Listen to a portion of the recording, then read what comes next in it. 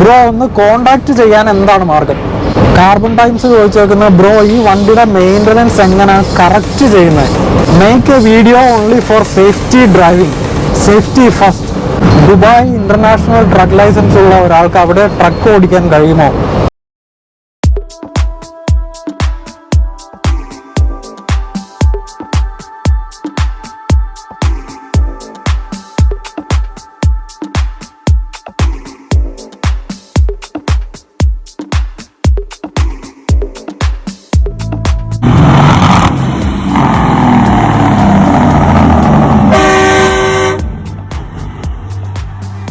Canadian real estate സംബന്ധമായ എല്ലാവിധ ആവശ്യങ്ങൾക്കും റിയൽറ്റർ അശ്വതി നിലമനയുടെ ഓഫീസുമായിട്ട് നമുക്ക് കോൺടാക്ട് ചെയ്യാം.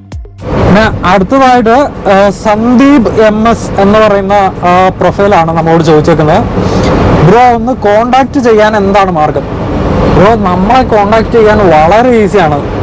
അത് നമ്മളെ ഇൻസ്റ്റഗ്രാമിലെ highway_logs അല്ലെങ്കിൽ അർജുൻ_ചാനാരി അങ്ങനെ ഈ 2 പ്രൊഫൈല് നമുക്കുണ്ട്. ഇതിലേതിലായാലും മെസ്സേജ് അയച്ചാൽ മതി, നമ്മളെ എല്ലാ മെസ്സേജിനും റിപ്ലൈ ഉണ്ടാവും. അപ്പോൾ അതാണ് നമ്മളെ കോണ്ടാക്ട് ചെയ്യേണ്ട മാർഗം, ഇൻസ്റ്റഗ്രാം. അടുത്ത ഇത് ലിയാ കടവ് ശേഖർ. ഇതിൻ്റെ സ്പെല്ലിങ് ഞാനിപ്പോൾ അടിയിൽ ഇട്ടേക്കാം കേട്ടോ. ബ്രോ പറഞ്ഞേക്കണത് തെന്നിത്തെറിച്ച് അങ്ങെത്തിയല്ലേ ബ്രോ. നമ്മ സജസ്റ്റ് ചെയ്ത റൂട്ട് മാപ്പൊക്കെ ഇട്ട് കണ്ടതിൽ സന്തോഷം. ട്രിപ്പിൻ്റെ തുടക്കവും ഒടുക്കവും സ്റ്റോപ്പിങ്ങിലും ഒക്കെ ഇതിട്ട് കളറാകും, കൂടുതലും മനസ്സിലാകുകയും ചെയ്യും ട്രിപ്പ്. അപ്പം ബ്രോ നമുക്ക് ഇൻസ്റ്റഗ്രാമിൽ മെസ്സേജ് അയച്ച് നമ്മളിപ്പോൾ ഉപയോഗിക്കുന്ന ഒരു ആപ്പ് ഉണ്ടല്ലോ, നമ്മൾ ഏത് ഡെസ്റ്റിനേഷനിൽ നിന്ന് തുടങ്ങി എവിടെ അവസാനിക്കുന്നു എന്നൊക്കെ കാണിക്കാൻ വേണ്ടിയിട്ടുള്ള, അല്ല നമ്മുടെ റൂട്ടിൻ്റെ ഒരു ട്രക്ക് ഇങ്ങനെ മൂവ് ചെയ്യുന്ന ആ സെറ്റപ്പ് ഉണ്ടല്ലോ, ആ ആപ്പ് സജസ്റ്റ് ചെയ്യുന്ന ബ്രോ ആയിരുന്നു കേട്ടോ. ബ്രോയുടെ ഇൻസ്റ്റഗ്രാം ID എനിക്കിപ്പോൾ തപ്പിയിട്ട് കിട്ടിയില്ല, പക്ഷേ ഇതാണ് bro thank you so much. ഇതുപോലെ നിങ്ങൾ പലരും സജസ്റ്റ് ചെയ്ത പല കാര്യങ്ങളും നമ്മുടെ വീഡിയോസും ഒക്കെ ഇമ്പ്രൂവ് ചെയ്യാൻ വേണ്ടിയിട്ട് നമ്മളെ ഒത്തിരി ഹെൽപ്പ് ചെയ്യുന്നുണ്ട്. എല്ലാവർക്കും, നമ്മളെ സപ്പോർട്ട് ചെയ്യുന്ന എല്ലാവർക്കും ഒത്തിരി താങ്ക്സ്. പിന്നെ അടുത്ത ചോദ്യം നമ്മളോട് ചോദിച്ചേക്കുന്ന കാർബൺ ടൈംസ് എന്ന് പറയുന്ന പ്രൊഫൈലാണ്. കാർബൺ ടൈംസ് ചോദിച്ചേക്കുന്ന ബ്രോ ഈ വണ്ടിയുടെ മെയിൻ്റനൻസ് എങ്ങനെ കറക്റ്റ് ചെയ്യുന്നത്? എനിക്ക് ആ ചോദ്യം മനസ്സിലായില്ല. കറക്റ്റ് ആയിട്ട് ഇതിന്റെ മെയിൻ്റനൻസും കാര്യങ്ങളും എങ്ങനെ ചെയ്തു പോകുന്നു എന്നുള്ളതായിരിക്കും. അത് നമുക്ക് നമ്മുടെ യാർഡില് നമ്മള് വീക്കെൻഡ് എത്തിയിട്ട് യൂഷ്വലി 5 ദിവസം വണ്ടി ഓടിക്കഴിഞ്ഞാൽ 2 ദിവസം ബ്രേക്ക് എന്നുള്ള രീതിക്ക് നമ്മുടെ യാർഡിൽ സ്റ്റോപ്പ് ചെയ്ത് തരാറ്. ആ ടൈം നമ്മുടെ അവിടുന്ന് യാർഡിൽ മെക്കാനിക്കും കാര്യങ്ങളും ഉണ്ടാവും. റെഗുലർ ഓയിൽ ചേഞ്ച് ബേസിക് ആയിട്ടുള്ള കാര്യങ്ങളൊക്കെ ആണെങ്കിൽ അവർ തന്നെ ചെയ്യും. അല്ലാത്ത ഷോറൂമിൽ കൊണ്ടുപോയി ചെയ്യേണ്ട മെയിൻ സർവീസുകൾ ഇത്ര കിലോമീറ്റർ ഇത്ര തന്നെ ഓരോ സംഭവങ്ങൾ ഉണ്ടാവല്ലോ, വാറന്റി പീരീഡ് കവർ ചെയ്യുന്ന സാധനങ്ങളൊക്കെ അവർ നേരെ പീറ്റർബിൽറ്റിന്റെ ഷോറൂമിൽ കൊണ്ടുപോയിട്ട് ക്ലിയർ ചെയ്ത് നമ്മൾ അടുത്ത ട്രിപ്പ് സ്റ്റാർട്ട് ചെയ്യുമ്പോഴത്തേക്ക് അവർ തിരിച്ചു കൊണ്ടുവെക്കും. ഇൻ കേസ് ഒരു 1 വീക്ക് ഒക്കെ വണ്ടി അവിടെ വെക്കണം എന്നുള്ള കൈൻഡ് ഓഫ് സാധനങ്ങളൊക്കെ ആണെങ്കിൽ അവർ നമുക്ക് സബ്സ്റ്റിറ്റ്യൂട്ട് നമ്മൾ എടുത്ത് പറയും, നമ്മൾ ട്രിപ്പ് സ്റ്റാർട്ട് നിങ്ങളെ വണ്ടി സർവീസിന് കയറ്റിയേക്കുവാണ്, ഇപ്പൊ ഈ ഒരാഴ്ച ഈ സെപ്പറേറ്റ് വണ്ടി എടുത്താൽ നിങ്ങൾ പോകേണ്ടതെന്നും പറഞ്ഞിട്ട്. അടുത്ത ചോദ്യം ചോദിച്ചേക്കുന്നത് വിഷ്ണു വിനോദ് KV എന്ന പ്രൊഫൈലാണ്. Make a video only for safety driving, safety first. സുരക്ഷിതമായ ഡ്രൈവിങ്ങിന് എന്തൊക്കെ മുൻകരുതലുകൾ എടുക്കണം? കണ്ടൻസ് ആയിട്ട് documents, driving rules and regulations, Canadian traffic rules, food and beverages, വാഹനം ഓടിക്കുമ്പോൾ ഡ്രൈവറുടെ മനസ്സ് എന്തായിരിക്കണം? അങ്ങനെ പറഞ്ഞു കഴിഞ്ഞാൽ ഇപ്പം നമ്മുടെ ഈ വ്ളോഗിങ്ങും പരിപാടികളെല്ലാം നമ്മൾ ട്രക്ക് ലൈഫ് തുടങ്ങുന്നതിന് മുമ്പുള്ള ഏറ്റവും ആദ്യത്തെ കുറച്ച് വീഡിയോകളുണ്ടല്ലോ, ആ വീഡിയോയുടെയൊക്കെ വ്ളോഗ് നമ്പേഴ്സ് നമുക്കിപ്പോൾ അടിയിൽ കൊടുത്തേക്കാം. അപ്പം ആ വ്ളോഗിൻ്റെ അകത്തെല്ലാം നമ്മൾ എന്തൊക്കെ പേപ്പർ വർക്കുകളാണ്, നമ്മൾ എന്തൊക്കെയാണ് ചെക്ക് ചെയ്യുന്നത്, അങ്ങനെ സേഫ്റ്റിനെ കുറിച്ചുള്ള അത്യാവശ്യം നമ്മളായിട്ട് മുൻകരുതൽ എടുക്കേണ്ട കാര്യങ്ങളെല്ലാം അതിൻ്റെ അകത്ത് വെച്ചിട്ടുണ്ട്. അതുകൂടാതെ ഡ്രൈവിങ്ങിൽ ശ്രദ്ധിക്കേണ്ട കാര്യങ്ങളെല്ലാം നമ്മൾ ഒരുമാതിരി എല്ലാ വ്ളോഗിലും അവിടെ ഇവിടെയൊക്കെ ആയിട്ട് ഇച്ചിരി ആയിട്ട് കവർ ചെയ്യുന്നുണ്ടെന്നാണ് വിചാരം. എന്നാലും കുറച്ചുകൂടെ മുന്നോട്ട് പോകുമ്പോഴത്തേക്കും ഡീറ്റെയിൽ ആയിട്ട് നമ്മുടെ വിഷ്ണു വിനോദ് പറഞ്ഞതുപോലെ ഒരു സേഫ്റ്റി നമ്മുടെ ഭാഗത്തുനിന്ന് നമ്മുടെ മനസ്സിൽ ഉദ്ദേശിക്കുന്ന അല്ല നമ്മുടെ മനസ്സിൽ വരുന്ന എന്തൊക്കെയാണെന്ന് അല്ല ശ്രദ്ധിക്കാൻ പറ്റുന്ന എന്തൊക്കെയാണെന്നുള്ള ഒരു ഐറ്റം ഒരു വ്ളോഗായിട്ട് എന്തായാലും ചെയ്യാം കേട്ടോ. അടുത്ത ചോദ്യം ചോദിച്ചിരിക്കുന്നത് ശരണാണ്. ഇന്നലത്തെ Q&Aയിൽ ചോദിക്കാൻ മറന്നുപോയതാണ്. ഇപ്പോൾ ഓടിക്കുന്ന ട്രക്ക് സ്വന്തമാണോ അതോ കമ്പനി ട്രക്കാണോ? കമ്പനി ട്രക്ക് ആണെങ്കിൽ സ്വന്തമായി ഒരു ട്രക്ക് എടുക്കാൻ പ്ലാൻ ഉണ്ടോ? ട്രക്ക് ഓൾമോസ്റ്റ് 2 വർഷം മുമ്പ് നമ്മളൊരു വണ്ടി എടുക്കാനുള്ള ഓൾമോസ്റ്റ് എല്ലാം ഡിസൈഡ് ചെയ്തൊക്കെ നിൽക്കുന്ന ഒരു നമ്മുടെ അർജുൻ ഭായി പറഞ്ഞു തന്നെയാണ് എനിക്കുള്ള ഉത്തരം. വേറൊന്നുമല്ല, ഇപ്പൊ കഴിഞ്ഞ 2 കൊല്ലമായിട്ട് ആ ഇപ്പം ഞാനിപ്പോൾ വണ്ടി ഓടിക്കാൻ തുടങ്ങിയിട്ട് ഓൾമോസ്റ്റ് ഒരു 6 വർഷത്തോളമായി. അപ്പൊ കഴിഞ്ഞ 2 കൊല്ലമായിട്ട് അതിന് മുമ്പ് വരെ ഉണ്ടായിരുന്ന ഒരു വലിയ പേയും കാര്യങ്ങളും ഒന്നും നമുക്ക് ട്രക്കിങ്ങിൽ ഇപ്പോഴത്തെ കറണ്ട് സിറ്റുവേഷനിലില്ല. മെയിൻലി പറയുകയാണെങ്കിൽ നമ്മുടെ ആ ഒരു ഉക്രൈൻ റഷ്യ വാർ തുടങ്ങിയ ആ ഒരു സീസൺ തൊട്ടിട്ടാണ് നമുക്ക് ഇത്രയും ഒരു ഡൗൺഫോൾ വന്നത്. അപ്പം ഞങ്ങൾക്ക് ഇങ്ങനെ സ്വന്തമായിട്ട് നമ്മുടെ, കാരണം നിങ്ങൾക്ക് അറിയാവുന്ന പോലെ നമ്മുടെ ഇൻട്രോ പറയുമ്പോൾ ഒരു പീറ്റർബിൽറ്റിൻ്റെ വണ്ടി വരുമല്ലോ, ഒന്നെങ്കിൽ അത് അല്ലെങ്കിൽ കെൻവർത്തിൻ്റെ ഒരു ക്ലാസിക് ട്രക്കാണ് ഞങ്ങളുടെ 2 പേരുടെ മനസ്സിൽ ആ ഒരു ബോക്സി ടൈപ്പുള്ള ഇത്. അപ്പം നമ്മുടെ ഇഷ്ടത്തിനുള്ള രീതിയിൽ നന്നായിട്ട് കസ്റ്റം വർക്കൊക്കെ ചെയ്ത് നമ്മുടെ പേഴ്സണലായിട്ട് ഉപയോഗിക്കാൻ പറ്റുന്ന ഒരു കിടുക്കം വണ്ടി വേണമെന്നുള്ള ഒരു ആഗ്രഹത്തിൻ്റെ പുറത്ത് ഞങ്ങൾ ഓൾമോസ്റ്റ് ഒരു വക്കത്തെത്തിയതാണ്. അപ്പോൾ പിന്നെ ഒരു രണ്ടാമത്തെ ചിന്തയിൽ നമുക്ക് ഇപ്പോഴത്തെ പേ റേറ്റും കാര്യങ്ങളും എല്ലാം വെച്ച് അത് അഫോർഡ് ചെയ്യുന്നതിനേക്കാളും നല്ലത് ഒന്ന് വെയിറ്റ് ചെയ്ത് റേറ്റ് എല്ലാം കയറി കുറച്ചുകൂടെ മെച്ചപ്പെട്ട സ്ഥിതിയിലേക്ക് വരുമ്പോൾ എടുക്കുന്നതാണ് നല്ലതെന്ന് തോന്നിയോണ്ടാണ് ഞങ്ങളൊന്ന് ചവിട്ടിയത്. ഈ പറഞ്ഞ പോലെ പേഴ്സണൽ ടൈം അത് വളരെ ഇമ്പോർട്ടൻ്റ് ആണ്. ഇപ്പൊ തന്നെ ട്രിപ്സും കാര്യമൊന്നും കറക്റ്റ് അല്ലാതെ ലേ ഓവറും ഇതൊക്കെ അടിച്ചിട്ട് നമുക്ക് ഒരു മിക്ക വീക്കെൻഡും ഒരു ദിവസമൊക്കെയാണ് വീട്ടിൽ കിട്ടുന്നത്. നമ്മളിപ്പോൾ സ്വന്തം വണ്ടി കൂടെ ആണെങ്കിലും ഈ പറയുന്ന മാതിരി അതിൻ്റെ ഓയിൽ ചേഞ്ച്, മെയിൻ്റനൻസിൻ്റെ കാര്യം, നമ്മൾ ഈ ട്രിപ്പ് കഴിഞ്ഞ് വന്ന് ഉള്ള ഈ ഒരു അവധി ദിവസം അതിൻ്റെ കാര്യങ്ങൾ ചെയ്യാൻ വേണ്ടി ഒരു ട്രിപ്പ് തന്നെ നമ്മൾ പോയി വരുമ്പോഴത്തേക്കും 10,000-11,000 കിലോമീറ്ററിന് വില കവർ ചെയ്യും നമ്മൾ വണ്ടി. ഒരാഴ്ച നമ്മൾ ആവറേജ് ഒരു 9,000 കിലോമീറ്റേഴ്സ് നമ്മൾ കവർ ചെയ്യും. അപ്പം അങ്ങനെ വരുമ്പോഴത്തേക്കും ആലോചിച്ച് നോക്കി 3 ആഴ്ച കൊണ്ട് 30,000 കിലോമീറ്റേഴ്സ് ആവും. വണ്ടിയുടെ ഓയിൽ ചേഞ്ചും മറ്റു പരിപാടിയും, വെയർ ആൻഡ് ടയർ, അത് ഇത് പരിപാടി എന്നൊക്കെ പറഞ്ഞ് ഒരു വർക്ക്ഷോപ്പിൽ കൊണ്ടുവന്നാൽ അപ്പം തന്നെ അവർ ശരിയാക്കി തരുകയില്ലല്ലോ. നമ്മളവിടെ വെയിറ്റ് ചെയ്ത് അല്ലെങ്കിൽ അതിനനുസരിച്ച് നിന്നാലേ അത് ശരിയാവുള്ളൂ. അപ്പം നമ്മുടെ ഈ പറയുന്ന വർക്ക് ലൈഫ് ബാലൻസ് ഉണ്ടല്ലോ, പേഴ്സണൽ ടൈമിൻ്റെയും വർക്കിൻ്റെയും ആ ഒരു ബാലൻസ്, ആ ബാലൻസ് ഉണ്ടല്ലേ നമ്മൾ ഈ ഉണ്ടാക്കുന്ന പൈസ കൊണ്ട് നമുക്ക് ജീവിക്കാൻ പറ്റുള്ളൂ. കാരണം നമ്മളെ കാത്ത് നമ്മൾ കുടുംബത്തിൽ ഒരു കെട്ടികളും പിള്ളേരും ഒക്കെ ഇല്ലേ, നമ്മൾ അവരുടെ കൂടെയുള്ള ലൈഫും കൂടെ നമ്മൾ ഇതിനനുസരിച്ച് ബാലൻസ് ചെയ്ത് പോയാലല്ലേ നമുക്ക് ജീവിക്കാൻ പറ്റുള്ളൂ. കാരണം ഇന്നലെ നാളെ പൈസ ഉണ്ടാക്കി കഴിഞ്ഞ് തിരിഞ്ഞു നോക്കുമ്പോൾ ഈ പ്രായം തിരിച്ചു കിട്ടൂല്ലോ. അതൊക്കെ കൊണ്ട് ഇങ്ങനെ ഞങ്ങളിങ്ങനെ തന്നെ തെറിച്ചൊക്കെ പോകുന്നു. ദൈവം അനുഗ്രഹിച്ച് നമ്മൾ ഓടിക്കുന്ന ഇപ്പൊ ഈ കമ്പനി ട്രക്ക് നമുക്ക് സ്വന്തം ട്രക്ക് പോലെ അവർ തന്നേക്കുക. അപ്പം ഈ ഇതിനകത്തുള്ള സാധനങ്ങളെല്ലാം നമ്മുടെ ഇഷ്ടപ്രകാരം നമ്മൾ ഉപയോഗിച്ച് നമ്മുടെ സ്വന്തം ട്രക്ക് പോലെയാണ് ഉപയോഗിക്കുന്നത്. അപ്പം ചോദ്യത്തിനുള്ള ഉത്തരം നമ്മളിപ്പോൾ ഉപയോഗിക്കുന്നത് കമ്പനി ട്രക്കാണ്, പേഴ്സണൽ ട്രക്കല്ല. സ്വന്തമായിട്ടും ട്രക്ക് മേടിക്കാൻ പ്ലാൻ ഉണ്ടോയെന്ന് ചോദിച്ചാൽ പ്ലാനില്ല, ആഗ്രഹമുണ്ട്. ഇന്നല്ല നാളെ എപ്പോഴേലുമൊക്കെ ചിലപ്പോൾ മേടിക്കാതിരിക്കും, അല്ല ഒന്നും പറയാൻ പറ്റാത്തൊരു സാഹചര്യമാണ്. അടുത്ത ചോദ്യം നമ്മളോട് ചോദിച്ചേക്കുന്നത് ഐ ഓൺലി കമൻറ്റ് എന്ന് പറയുന്ന പ്രൊഫൈലാണ് കേട്ടോ. അപ്പോൾ അതിനകത്ത് ഈ ഞാൻ നേരത്തെ പറഞ്ഞ പോലെ യൂട്യൂബിൻ്റെ പ്രൊഫൈലിനകത്ത് അതല്ലേ വരുന്നത്, I only comment. Yo bro, after listening to all these Q&A, one question popped up in my mind. When you go on a trip US, how many gallons of fuel will you use? What is the cost? അതായത് നമ്മുടെ US-ലേക്കുള്ള ട്രിപ്പുകളിൽ എത്ര gallons of ഫ്യൂലാണ് ഉപയോഗിക്കുന്നത്, അതിന് എത്രമാത്രം പൈസ വരും എന്നുള്ളതൊക്കെയാണ് ഇപ്പോൾ ചോദിച്ചേക്കുന്നത്. ഇതിനുള്ള ഉത്തരം എന്ന് പറഞ്ഞു കഴിഞ്ഞാൽ നമ്മൾ എങ്ങോട്ടാണ് ട്രിപ്പ് എടുക്കുന്നത്, ഏത് രീതിയിലുള്ള ടെറൈനാണ്, ഇപ്പം ലോഡിൻ്റെ വെയിറ്റ്, ഇപ്പോൾ ഹെവി ആയിട്ടുള്ള ലോഡാണ് ഹോൾ ചെയ്യുന്നതെങ്കിൽ അതൊരു മൗണ്ടൻ റീജിയനിലേക്കാണ് പോകുന്നതെങ്കിൽ നാച്ചുറലി ഫ്യൂവലിൻ്റെ ഉപയോഗമൊക്കെ കൂടുതലോ. അല്ല അതേസമയം ചിലപ്പം നമ്മൾ കഴിഞ്ഞ പ്രാവശ്യം കൊണ്ടുവരുന്നത് നമ്മുടെ ഡിസ്പോസിബിൾ പ്ലേറ്റ് ആയിരുന്നു. അപ്പോൾ അതിന് ഈ പറയുന്ന പോലെ ഇത് ഹോൾ ചെയ്യാൻ വേണ്ടിയിട്ട് ഇത്രമാത്രം ഫ്യൂവല് മറ്റേതിനെ കമ്പയർ ചെയ്യുമ്പോഴത്തേക്കും വേണ്ട. അപ്പം ഇതിനൊരു ഉത്തരമായിട്ട് പറയാൻ വേണ്ടിയിട്ട് ഞാൻ നിങ്ങളുടെ ലാസ്റ്റ് കഴിഞ്ഞ ആഴ്ചത്തെ ട്രിപ്പിൻ്റെ ട്രിപ്പ് ഡീറ്റെയിൽ എടുത്തു വെച്ചിട്ടുണ്ട് കേട്ടോ. അതിൻ്റെ അകത്ത് മൊത്തത്തിൽ കഴിഞ്ഞ ഒരാഴ്ചത്തെ ട്രിപ്പിൽ ഒറ്റ ട്രിപ്പിൽ നമ്മൾ യൂസ് ചെയ്തത് അറിയാമല്ലോ, US-ൽ നമ്മുടെ ഗാലൻസ് അല്ലേ, നമ്മുടെ നാട്ടിൽ ലിറ്റേഴ്സ് ആയിട്ടല്ലേ നമ്മൾ പറയുന്നത്. കഴിഞ്ഞ ആഴ്ചത്തെ ട്രിപ്പിൽ നമ്മൾ ടോട്ടൽ 560.57 ഗാലൻസ് ഓഫ് ഡീസലാണ് ഉപയോഗിച്ചിരിക്കുന്നത്. എന്ന് പറഞ്ഞാൽ 2122 ലിറ്റേഴ്സ്. അപ്പോൾ അതാണ് ഫ്യൂല് വന്നേക്കുന്നത്. കോസ്റ്റ് ഞാൻ ഈ ചോദ്യം ആദ്യം ഒന്ന് വായിച്ചു നോക്കിയിട്ട് അതിനേക്കാളും ഉത്തരം വേണ്ട ഒരു ചെറിയ പേപ്പർ ഞാൻ പ്രിപ്പയർ ചെയ്തിട്ടാണ് ഇതിന് വേണ്ടിയിട്ട് ഇരിക്കുന്നത്. പക്ഷേ കോസ്റ്റ് ഞാൻ എഴുതിയിട്ടില്ലായിരുന്നു. എന്നാലും ഈ എഴുതി കാണിക്കുന്നതിൻ്റെ ഇപ്പം നമ്മൾ വീഡിയോ വരുന്നതിൻ്റെ ഇടയിൽ തന്നെ അടിയിൽ ഞാൻ അത് ടോട്ടൽ കോസ്റ്റ് എത്രയാണ് വന്നതെന്നുള്ളത് ഞാൻ എഴുതി കാണിച്ചേക്കാം കേട്ടോ. ഡോളറിലും രൂപയിലും ഞാനത് കാണിച്ചേക്കാം. പിന്നെ അടുത്ത ചോദ്യം നമ്മളോട് ചോദിച്ചേക്കുന്നത് ബാബു വി എന്ന് പറയുന്ന പ്രൊഫൈലാണ്. ഈ ബാബുചേട്ടൻ ഇടയ്ക്കിടയ്ക്കൊക്കെ മെസ്സേജ് അയക്കാറുണ്ട്. പേരും കണ്ടപ്പോഴത്തേക്കും ഇച്ചിരി പ്രായമുള്ള ആളാണെന്ന് തോന്നിയോണ്ടാണ് ഞാൻ ബാബുചേട്ടൻ എന്ന് വിളിച്ചേട്ടോ. ബ്രോ ഒരു ട്രിപ്പിന് എത്ര ഒരു മാസം എത്ര കിലോമീറ്റർ ഓടും? അതിപ്പോ നമ്മൾ പോകുന്ന റൂട്ട് അനുസരിച്ചിരിക്കും കേട്ടോ. ഇപ്പൊ കഴിഞ്ഞ ആഴ്ച നമ്മൾ ലൂയിസിയാന എന്ന് പറയുന്ന സ്റ്റേറ്റിലേക്ക് പോയി. അത് നമ്മളെ സംബന്ധിച്ചിടത്തോളം ടൊറന്റോയിൽ നിന്ന് അത്ര ഡിസ്റ്റൻസ് ഉള്ള ഏരിയ അല്ല. ന്യൂയോർക്ക് കാര്യങ്ങളൊക്കെ നമ്മളെ സംബന്ധിച്ചിടത്തോളം സാധാരണ നമ്മൾ സ്ഥിരമായിട്ട് പോകുന്നത് കാലിഫോർണിയയാണ്. തന്നെയല്ല നമുക്ക് ദൂരെ പോകാവുന്ന ഒരു ഏരിയയും കാലിഫോർണിയാണ് അല്ലേ? ഒരു ആവറേജ് ഫിഗർ പറയാനാണെങ്കിൽ ഈ വണ്ടി നമുക്കിപ്പോൾ കിട്ടിയിട്ട് ഏകദേശം 9 മാസമായി. 9 മാസത്തില് നമ്മൾ ഈ വണ്ടി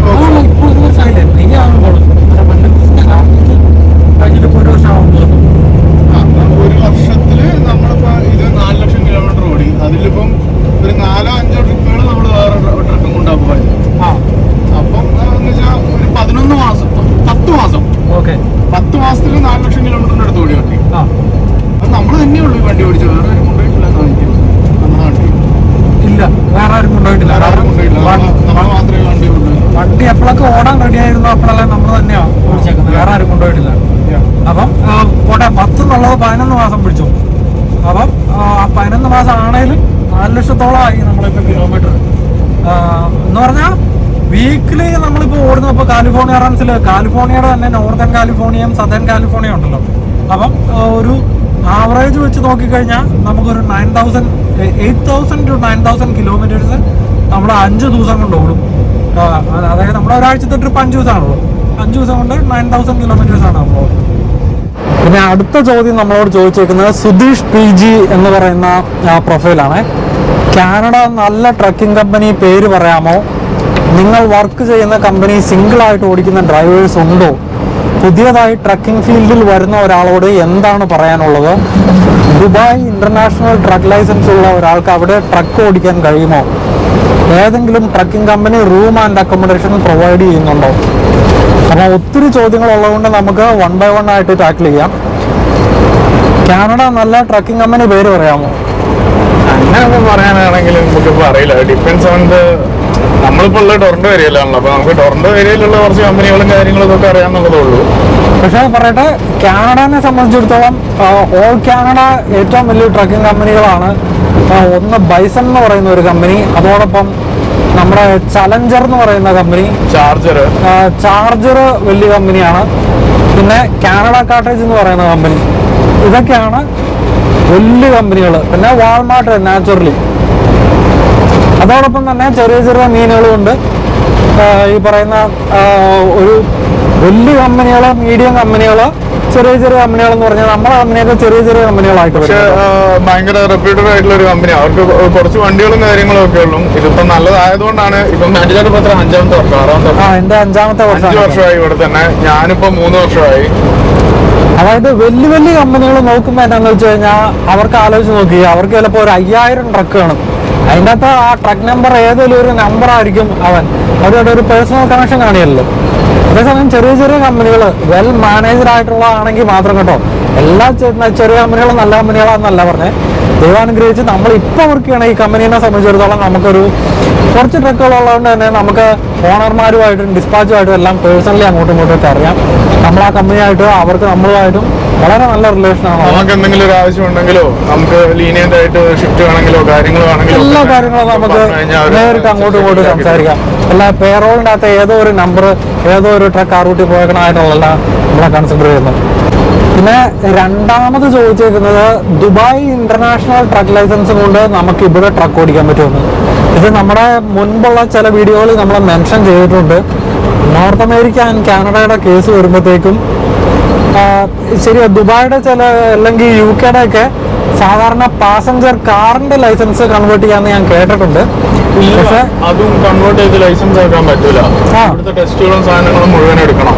വിസിറ്റിന് വരികയാണെങ്കിൽ അത് വെച്ച് 6 മാസം ഓടിക്കാം, അങ്ങനെ എന്തോ ഒരു സ്കീമേ ഉള്ളൂ. പക്ഷെ UK ഒക്കെ കൺവേർട്ട് ചെയ്യാന്ന് എനിക്ക് തോന്നണ കേട്ടോ. ഈ ശർബായി അങ്ങനെ കൺവേർട്ട് ചെയ്തെടുത്താണോ എന്ന് എനിക്ക് സംശയമുണ്ട്.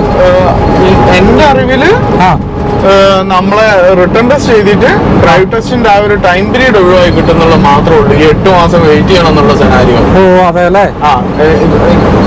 എത്രത്തോളം ട്രൂത്ത്ഫുൾ ആണെന്ന് എനിക്കറിയില്ല, പക്ഷെ എന്റെ നോളജ് വെച്ചാൽ അത് മാത്രമേ ഉള്ളൂ. അല്ലാണ്ട് US ലൈസൻസ് ഇവിടേക്ക് ഇതാക്കാം, വേറെ എവിടത്തേലും ഇവിടെ ഷിഫ്റ്റ് ചെയ്ത് സ്വാപ്പ് ചെയ്യാൻ പറ്റുമോ എന്നുള്ളത് എനിക്കറിയില്ല. കാറിന്റെ ഒരിക്കലും പറ്റത്തില്ല. ഓക്കെ, അപ്പം ആ ക്വസ്റ്റിന് ഇപ്പൊ കാറിന്റെ കാര്യത്തിൽ നമുക്കൊരു ചെറിയ കൺഫ്യൂഷൻ ഉണ്ടായിരുന്നത്, നമ്മളിപ്പോ അങ്ങനെ കൺവേർട്ട് ചെയ്ത ഒരാളെ വിളിച്ച് അന്വേഷിച്ചു.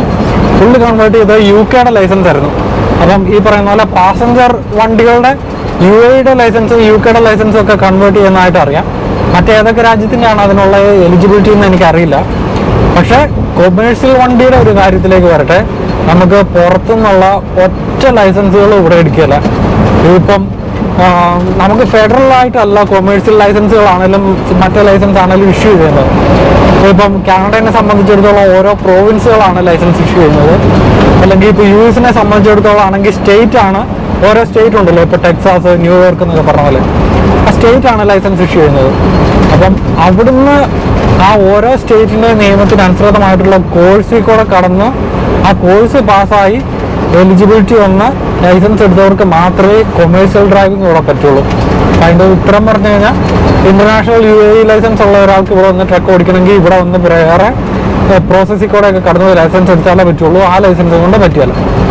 പിന്നെ അടുത്ത ചോദ്യത്തിലേക്ക് കടന്നു കഴിഞ്ഞാൽ അക്കോമഡേഷനും ഫുഡും ഒക്കെ പ്രൊവൈഡ് ചെയ്യുന്ന കമ്പനികളുണ്ടോന്നുള്ളത്. അതിപ്പോൾ അതിൻ്റെ സെനാരിയോ കംപ്ലീറ്റ്ലി ഡിഫറെൻ്റ് ആണെന്നുള്ളതാണ് മറ്റൊരു കാര്യം. ഇപ്പം നമുക്ക് ഗൾഫിലേക്കൊക്കെ നമുക്ക് വർക്ക് വിസ അല്ലേ കിട്ടുന്നത്. അപ്പോൾ വർക്ക് വിസ കിട്ടുമ്പോഴത്തേക്ക് നമ്മൾ എന്നാക്കിയാണ് നോക്കുന്നത്. അപ്പോൾ നമുക്ക് കിട്ടുന്ന ഒരു സാലറി മാത്രമല്ലാതെ അക്കോമഡേഷൻ, ഫുഡ്, അങ്ങനെയുള്ള ഒരു പാക്കേജ് അല്ലേ. എനിക്ക് തോന്നുന്നു ഇപ്പം ഈ യൂറോപ്പിലേക്കൊക്കെ ഡ്രൈവേഴ്സായിട്ട് വർക്ക് വിസ കിട്ടുന്നവർക്ക് അങ്ങനെ ഒരു പാക്കേജ് ഓഫർ ചെയ്യപ്പെടുന്നുണ്ടെന്ന് എനിക്ക് തോന്നുന്നു. പക്ഷെ നമ്മുടെ ഇവിടെ സംബന്ധിച്ചിടത്തോളം നമ്മൾ അങ്ങനെ ഒരു വർക്ക് വിസ അല്ലല്ലോ പ്രൊവൈഡ് ചെയ്യുന്നത്. നമ്മളെല്ലാം ഇവിടെ ഒന്നെങ്കിൽ പെർമനന്റ് റെസിഡൻസിയിലോ അല്ലെങ്കിൽ ഇവിടെ സെറ്റിൽ ആവുന്ന ആൾക്കാരുമാണ്. അപ്പോൾ അതുകൊണ്ട് തന്നെ നമ്മൾ നമ്മുടേതായ അക്കോമഡേഷനും ഫുഡും നമുക്ക് എല്ലാവർക്കും തന്നെ അവരുടേതായ ചെറിയ അക്കോമഡേഷനും കാര്യങ്ങളും എല്ലാം കാണും. അതുകൊണ്ട് തന്നെ ഇവിടെയുള്ള ഒരുമാതിരിപ്പെട്ട ഒരു കമ്പനിയും ഒരു ജോലിക്കും അക്കോമഡേഷനും ഫുഡും ഒന്നും ഓഫർ ചെയ്യുന്നുണ്ടെന്ന് എനിക്ക് തോന്നുന്നില്ല. എന്നാലും ചില ഹൈ എൻഡ് ജോബുകളുണ്ടല്ലോ, ഈ പറയുന്ന പോലെ ഗൂഗിളിൻ്റെ ടോപ്പ് ആൾക്കാർ, ആപ്പിളിൻ്റെ ടോപ്പ് ആൾക്കാർ, അപ്പം ആ ലെവലിലൊക്കെ ജോലി ചെയ്യുന്ന ചില ആൾക്കാർക്ക് ചിലപ്പോൾ അപ്പാർട്ട്മെൻറ്റ്സ് ഒക്കെ കൊടുക്കുന്നുണ്ടാകാം. അല്ലാതെ നമ്മളീ പറയുന്ന ഒരു സാധാരണക്കാരുടെ ജോലിക്ക് ഇപ്പോൾ നമ്മുടെ ട്രക്കിങ്ങിനെയൊക്കെ സംബന്ധിച്ചിടത്തോളം പറഞ്ഞു കഴിഞ്ഞാൽ ട്രക്കിങ്ങിനെയൊക്കെ ജോലി ചെയ്യുന്നവർക്ക് അങ്ങനെ അക്കോമഡേഷനും ഫുഡൊന്നും പ്രൊവൈഡ് ചെയ്യുന്ന കമ്പനികളൊന്നും വലിയ കാര്യമായിട്ടില്ല കേട്ടോ.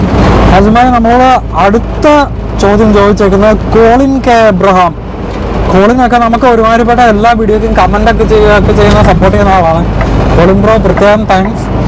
അപ്പോൾ ബ്രോ ചോദിച്ചേക്കുന്നത് why did you choose truck life? But one thing for sure, I see Edison bulb shining in your both face because you both are enjoying every minute. Keep on growing and glowing. അപ്പോൾ Colin bro ചോദിച്ചേക്കുന്ന basically വേറെ ഒന്നുമല്ല, why did you choose truck life?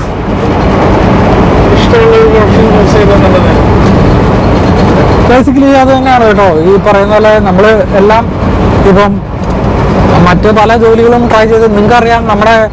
ഞങ്ങൾ രണ്ടുപേരും hotel management പ്രൊഫഷനിൽ നിന്നാണ് originally ഉള്ളത്. പക്ഷേ എന്നാലും മറ്റ് പല പ്രൊഫഷനുകളും കടന്നു പോയിട്ടാണ് നമ്മളിപ്പം ഈ ഫൈനലി ട്രക്കിങ് ചൂസ് ചെയ്തത്.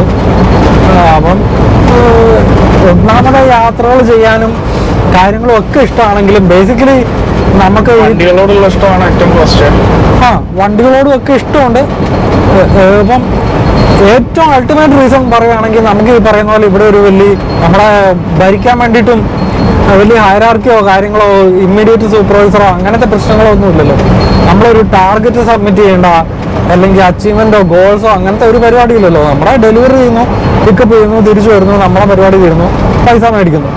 ആ ഒരു ഫ്രീഡം. പിന്നെ ഇപ്പോൾ ഇതുപോലെ വേണ്ട ഇപ്പോൾ നമ്മൾ ജോലി ചെയ്തുകൊണ്ടാണ് നമ്മുടെ ഈ വ്ളോഗ് ചെയ്യുന്നത്, സ്ഥലങ്ങൾ കാണുന്നത്. അമേരിക്കയിലെ ഏകദേശം 36 സ്റ്റേറ്റുകളോളം നമ്മൾ കണ്ടുകഴിഞ്ഞു. അമേരിക്കയിൽ വർഷങ്ങളോളം താമസിക്കുന്ന ആൾക്കാർ ഈ 36 സ്റ്റേറ്റും കണ്ടിട്ടുണ്ടെന്ന് തോന്നുന്നില്ല. കാനഡയിലെ 2-3 സ്റ്റേറ്റുകളോ ആക്കിയല്ലോ. 2-3 അല്ല, അതിൽ കൂടുതലുണ്ട്. എനിക്ക് തോന്നുന്നു 50ഓളം സ്റ്റേറ്റുകളുണ്ട്. അല്ല, കാനഡയിൽ പ്രോവിൻസ് അല്ലേ, അത് കുറച്ചല്ലേ നമ്പേഴ്സ് ഉള്ളൂ. അതായത് കാനഡനെ സംബന്ധിച്ചിടത്തോളം നമുക്ക് ആർട്ടിക്കിനോട് ചേർന്ന് കിടക്കുന്ന ഏരിയാസ് ഉണ്ട്, യൂക്കോണ്, നോർത്ത് വെസ്റ്റേൺ ടെറിട്ടറീസ്, അങ്ങനെയുള്ള സ്ഥലങ്ങൾ. അപ്പോൾ ആ ഏരിയ അല്ലാതെ മനുഷ്യന് സാധാരണ പോകാൻ പറ്റുന്ന ഇപ്പോൾ ബ്രിട്ടീഷ് സാധാരണ ഏരിയാസ് ഉണ്ടല്ലോ. അപ്പോൾ BC, ആൽബർട്ട, ഒണ്ടാറിയോ, നോവാസ്കോഷ്യ, ന്യൂ ബേൺസ്വിക്ക്, അങ്ങനെയുള്ള ഒരുമാതിരിപ്പെട്ട എല്ലാ ഏരിയാസും നമ്മൾ കവർ ചെയ്തു. ഇതൊക്കെയാണ് നമ്മൾ ട്രെക്കിങ് ചൂസ് ചെയ്യാനുള്ള. പിന്നെ നമ്മൾ ട്രെക്കിങ് ചൂസ് ചെയ്യുമ്പോഴത്തേക്കും നല്ല രീതിയിലുള്ള പേയ്മെന്റ് ഉണ്ടായിരുന്നു. ഇപ്പം പറയുമ്പോഴത്തേക്കും വലിയ ട്രാവൽ ഇഷ്ടമാണ്, ഹൈറാർക്കി ഇല്ല, അതില്ല ഇതില്ല എന്നൊക്കെ നമുക്ക് പറയാം. പക്ഷെ അതിനേക്കാളൊക്കെ ഉപരി നമ്മളെ സംബന്ധിച്ചിടത്തോളം എന്നാ പറയുന്നത്, നമ്മളെ ഇഷ്ടപ്പെടുന്ന പണി ചെയ്യുന്നതിന് അതിനനുസരിച്ചുള്ള നല്ല വരുമാനം കൂടെ ഉള്ളപ്പോഴല്ലേ നമുക്കത് ചെയ്യാൻ പറ്റുന്നത്. അപ്പോൾ അതൊരു വലിയ ഫാക്ടറാണ് നമ്മളെ സംബന്ധിച്ചിടത്തോളം. അപ്പം അതൊക്കെയാണ് നമ്മൾ ട്രെക്കിങ് ചൂസ് ചെയ്യാനുള്ള കാരണം. അതുപോലെ അടുത്ത ചോദ്യം ചോദിച്ചേക്കുന്നത് അരവിന്ദ് മധു എന്ന് പറയുന്ന പ്രൊഫൈലാണ്. Please answer next Q&A. What happens if you got drunk and drive? What happens if truck met with an accident? അതായത് അരവിന്ദ് ബ്രോ ചോദിച്ചേക്കുന്നത്, നമ്മളിപ്പോൾ മദ്യപിച്ച് വണ്ടി ഓടിച്ചു കഴിഞ്ഞാൽ എന്താണ് സംഭവിക്കുന്നത്, അല്ലെങ്കിൽ ട്രക്ക് ഒരു ആക്സിഡന്റ് പെട്ടു കഴിഞ്ഞാൽ എന്താണ് ചെയ്യുന്നത് എന്നുള്ളതാണ്. ജയിച്ചു കഴിഞ്ഞാൽ ലൈസൻസ് സസ്പെൻഡ് ആവും, ഡിസ്മിസ് ആവും, അതിൻ്റെ ഫൈനുകൾ ഉണ്ടാവും, പിന്നെ അതിൻ്റെ കേസുകൾ കാര്യങ്ങൾ ഇതൊക്കെ ഉണ്ടാവും. അത് ഏത് സ്റ്റേറ്റിലാണ് നമ്മൾ പിടിക്കുന്നതെന്ന് വെച്ചിരിക്കും. ഓരോ സ്റ്റേറ്റിനും ഓരോ രീതിക്കാണ്. എന്തായാലും അത്ര നല്ല രീതിക്ക് ആയിരിക്കില്ല മൊത്തം പരിപാടി, അലമ്പായിരിക്കും. ആക്സിഡന്റ് ഇതാക്കുകയാണെങ്കിൽ മിക്കതിൻ്റെ വീഡിയോ ഫുട്ടേജ് കാര്യങ്ങൾ ഇതൊക്കെ എടുത്തിട്ട് നമ്മളതാണ് അറ്റ് ഫോൾട്ട് എന്നുണ്ടെങ്കിൽ അത് ഭയങ്കര സീനായിരിക്കും. നമ്മുടെ ലൈസൻസ് സസ്പെൻഡ് ആവും, നമ്മുടെ ഒരു കേസ് വരും, കാര്യങ്ങൾ വരും. അതല്ല ബൈ മിസ്റ്റേക്ക് ഒരു ആക്സിഡന്റ് ആയിട്ട് സംഭവിച്ചാണെന്ന് വെച്ചാൽ നമുക്കത് കോർട്ടിൽ പ്രൂവ് ചെയ്യാൻ പറ്റുകയാണെങ്കിൽ വലിയ സീനുകളും കാര്യങ്ങളൊന്നും ഉണ്ടാവില്ല. നല്ലൊരു ലോയറിനെ ഏത് സാഹചര്യമാണെങ്കിലും ഫസ്റ്റ് ഓഫ് ഓൾ ഒരു നല്ലൊരു ലോയറിനെ സമീപിക്കുക എന്നുള്ളതാണ് അതിൻ്റെത്. മിക്ക കമ്പനികൾക്കും തന്നെ അവരുടേതായിട്ടൊരു ലോയർ ഉണ്ടാവും. നമ്മളിപ്പോൾ ഒരു കമ്പനിക്ക് കീഴിലാണ് വർക്ക് ചെയ്യുന്നതെന്ന് വെച്ചാൽ ഇൻഡിവിജ്വലി ആണെങ്കിൽ നമ്മൾ തന്നെ ഫിഗർ ഔട്ട് ചെയ്യേണ്ടി വരും.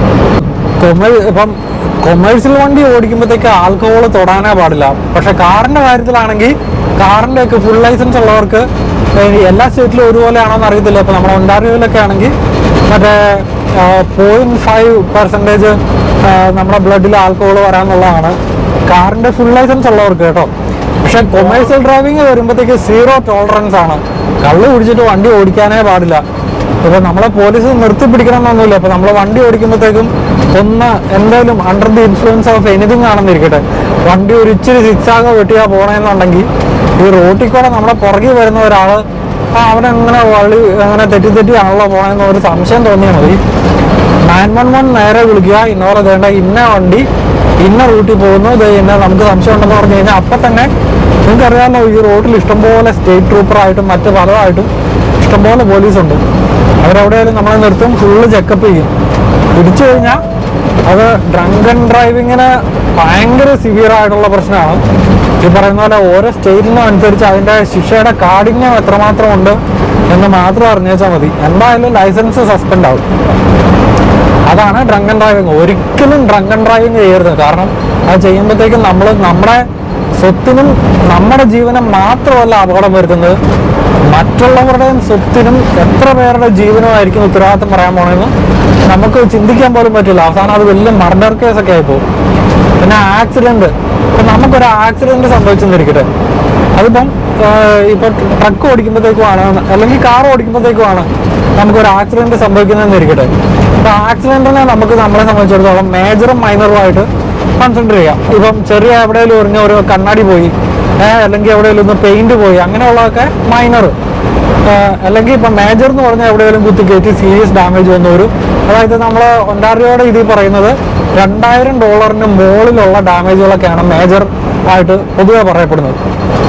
അതാണ് പോലീസിനെ ഇൻവോൾവ് ചെയ്യേണ്ടത്.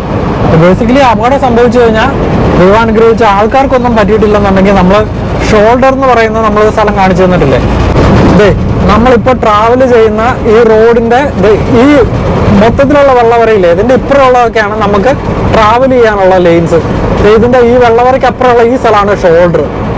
അപ്പൊ ആ ആക്സിഡന്റിൽ ഇൻവോൾവ് ചെയ്തിട്ടുള്ള ആ 2 വണ്ടികളും നമ്മൾ ഷോൾഡറിലേക്ക് ഒതുക്കി നിർത്തുക. രണ്ടുപേരും അതിപ്പം ഡിപ്പെൻസ് ഓൺ ചെറിയതാണെങ്കിലും വലുതാണെങ്കിലും രണ്ടുപേരുടെ ഇൻഷുറൻസും കാര്യങ്ങളും ഒക്കെ ഡീറ്റെയിൽസ്, ഡ്രൈവേഴ്സ് ലൈസൻസ്, ഇൻഷുറൻസ്, അങ്ങനെയുള്ള കാര്യങ്ങളെല്ലാം അങ്ങോട്ടും ഇങ്ങോട്ടും എക്സ്ചേഞ്ച് ചെയ്യുക. ഡാമേജ് പറ്റിയിട്ടുള്ള അതിൻ്റെ ഫോട്ടോസും കാര്യങ്ങളും എല്ലാം എടുക്കുക. അതുപോലെ തന്നെ ഇവിടെയുള്ള എല്ലാ വണ്ടികളിലും വണ്ടിയുടെ ഫ്രണ്ടിൽ CCTV ഫുട്ടേജ് ഉണ്ടാവും. അപ്പം അത് നമ്മൾ സേവ് ചെയ്ത് വെക്കുക. ഇപ്പം ഒരു മേജർ ആയിട്ടുള്ള ഇതാണെന്നുണ്ടെങ്കിൽ നമ്മൾ പോലീസിനെ വിളിക്കുക, പോലീസ് വരും, അവർക്ക് നാച്ചുറലി അതിൻ്റെ റിപ്പോർട്ട് എടുക്കാം. എന്നിട്ട് പിന്നീട് ബാക്കിയുള്ള കാര്യങ്ങൾ, അതിൻ്റെ ഇൻഷുറൻസും കാര്യങ്ങളൊക്കെ അവർ ഡീൽ ചെയ്തോളും. ഇതിപ്പോൾ കുറച്ചുകൂടെ മേജറായിട്ട് ആൾക്കാർക്ക് എന്തെങ്കിലും പ്രശ്നമുള്ള എന്തെങ്കിലും കേസാണെന്നിരിക്കട്ടെ, അങ്ങനെയുള്ള ഒരു പ്രശ്നമാണെന്നുണ്ടെങ്കിൽ നമ്മളിപ്പോൾ കൊമേഴ്സ്യൽ, ഇപ്പം ഒരു കാറും ട്രക്കും ആണെന്നിരിക്കട്ടെ, കൊമേഴ്സ്യൽ വണ്ടിയുടെ ആള് അവിടെ ഒരു വണ്ടി ഷോൾഡറിൽ നിർത്തി പോലീസ് നിർത്തി ചെയ്യുന്ന അപകടം ഉണ്ടായിരുന്നു. അപ്പം അർജുന പറയുമായിരുന്നു ഫോർ എക്സാമ്പിൾ എന്ന് പറഞ്ഞ് ചാടി കാണിക്കാൻ, പക്ഷെ നമ്മൾ ക്യാമറ തിരിച്ചു വരുമ്പോഴത്തേക്കും അത് പാസ്സായിപ്പോയി. അപ്പോൾ പറഞ്ഞു വന്നത് ഇതാണ്, ഒരു മേജർ ആണ് എന്നുണ്ടെങ്കിൽ കൊമേഴ്സ്യൽ വണ്ടിയും പാസഞ്ചർ വണ്ടിയും തമ്മിലുള്ള ഇടിയിൽ കൊമേഴ്സ്യൽ വണ്ടി എപ്പോഴും പ്രതിസ്ഥാനത്തായിരിക്കും. നമ്മളത് പ്രൂവ് ചെയ്യണം നമ്മളല്ല എന്നുള്ളത്. അങ്ങനെയാണ് അതിൻ്റെ പ്രോസസ്സ്.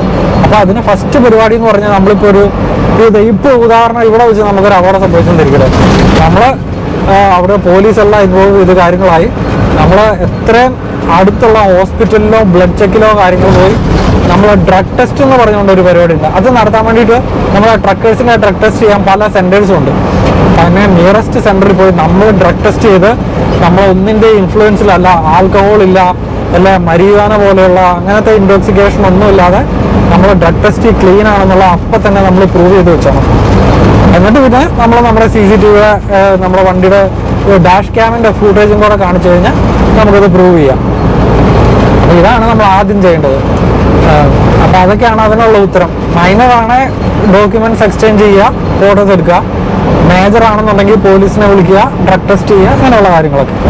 അടുത്ത ചോദ്യം നമ്മളോട് ചോദിച്ചേക്കുന്നത് മുഹമ്മദ് മുസ്തഫ എന്ന് പറയുന്ന പ്രൊഫൈലാണ്. നെക്സ്റ്റ് വീഡിയോ മാറ്റിച്ചൻ്റെ സ്റ്റോറി പറയണം, എന്നിട്ട് വേണം ഏത് വഴി വേണമെന്ന് തീരുമാനിക്കാൻ. എന്നിട്ട് വേണം ഏത് വഴി വേണമെന്ന് തീരുമാനിക്കാൻ. ഞാൻ വന്ന സ്റ്റുഡന്റ് ലൈഫ് റൂട്ട് വേണോ, നിങ്ങൾ വന്ന റൂട്ട് ആപ്ലിക്കേഷൻ വേണമെന്നല്ലേ? ഈ പറഞ്ഞ പോലെ നമ്മുടെ അർജുൻഭായുടെ ലൈഫ് സ്റ്റോറിയും വന്ന കഥയെല്ലാം നമ്മൾ ഓൾറെഡി പറഞ്ഞു. എൻ്റെ ഇതുവരെ പറഞ്ഞിട്ടില്ല. നമ്മളെന്തായാലും പെട്ടെന്ന് തന്നെ പറയുന്നതായിരിക്കും. ഓക്കെ, എന്തായാലും മെസ്സേജ് അയച്ചതിന് മുസ്തഫ ബ്രോ താങ്ക്സ്. അടുത്ത ചോദ്യം നമ്മളോട് ചോദിച്ചേക്കുന്നത് എബിൻ പത്രോസ് ആണ്. എബിൻ ബ്രോ ആണെങ്കിലും നമുക്ക് സ്ഥിരം മെസ്സേജൊക്കെ അയക്കുന്ന, കമൻ്റൊക്കെ ചെയ്യുന്ന, ഷെയർ ഒക്കെ ചെയ്യുന്ന ആളാണ്. ബ്രോ, ട്രക്കിൻ്റെ അകത്ത് ഈ കൂളിംഗ് ഓർ ഹീറ്റിംഗ് സിസ്റ്റം എങ്ങനെയാണ് വർക്ക് ചെയ്യുന്നതെന്നൊന്ന് എക്സ്പ്ലെയിൻ ചെയ്യാമോ? ലേ ഓവറൊക്കെ കിട്ടുമ്പോൾ നിങ്ങൾ ട്രക്കിലാണല്ലോ സ്റ്റേ ചെയ്യുന്നത്, അപ്പോൾ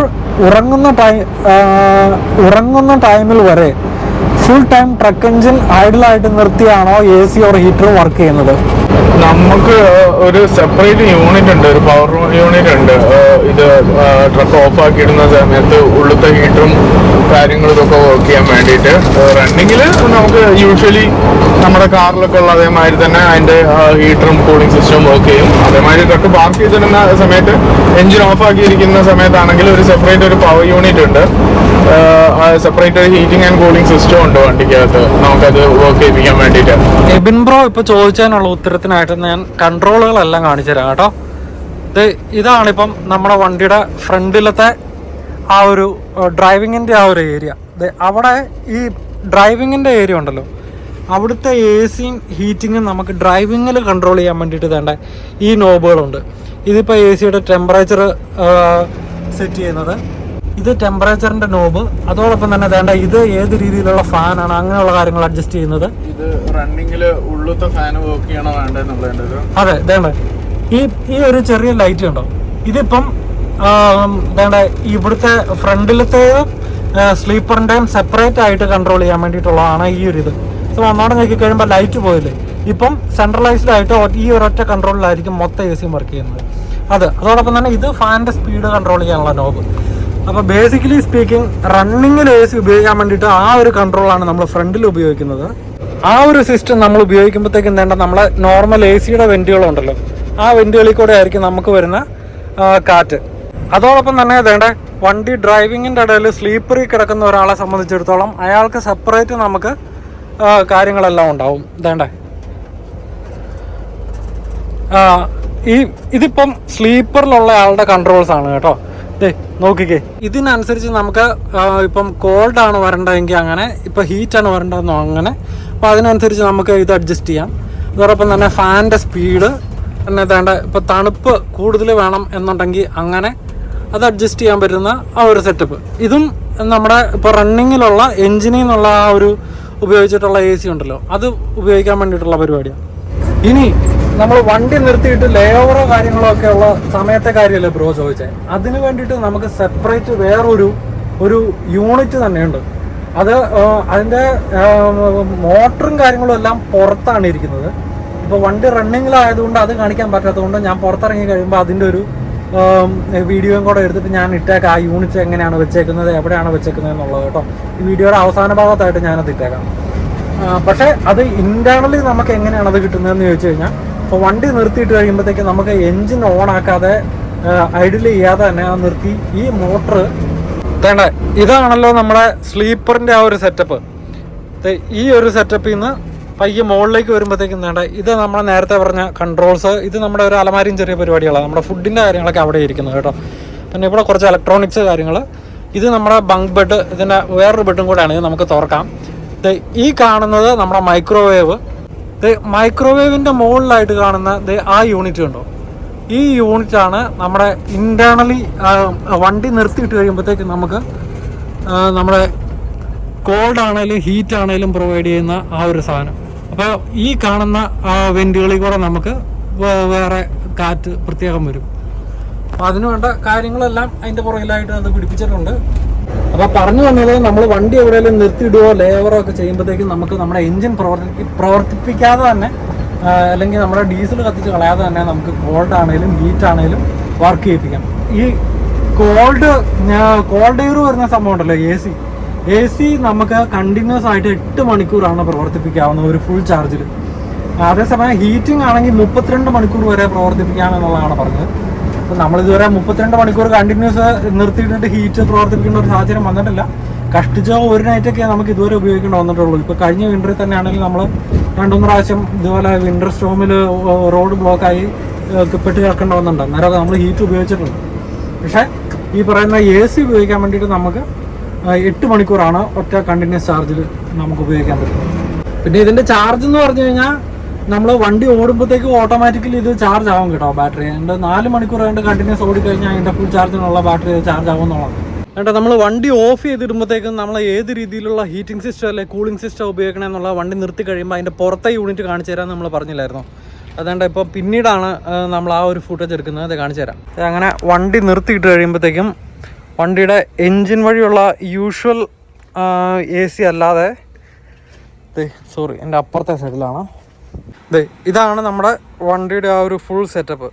അപ്പോൾ ഇതിൻ്റെ ഈ ഇടഭാഗത്തായിട്ട് ഈ ഇരിക്കുന്ന ബോക്സ് കണ്ടോ, ഈ ഇരിക്കുന്ന ബോക്സിൻ്റെ അകത്താണ് നമ്മൾ ഐഡിൽ ചെയ്യുമ്പോഴത്തേക്കും ഉപയോഗിക്കുന്ന ആ ഒരു AC-യുടെ മോട്ടറും പരിപാടികളും എല്ലാം വെച്ചേക്കുന്നത് കേട്ടോ.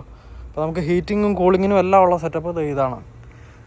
അതുകൂടാതെ അതിൻ്റെ പുറത്തേക്കുള്ള എക്സോസ്റ്റ് ഉണ്ടോ, ആ ഒരു വെന്റിലേഷൻ്റെ ഫാനും പരിപാടികളും എല്ലാം ആ പിടിപ്പിച്ചേക്കുന്നത്.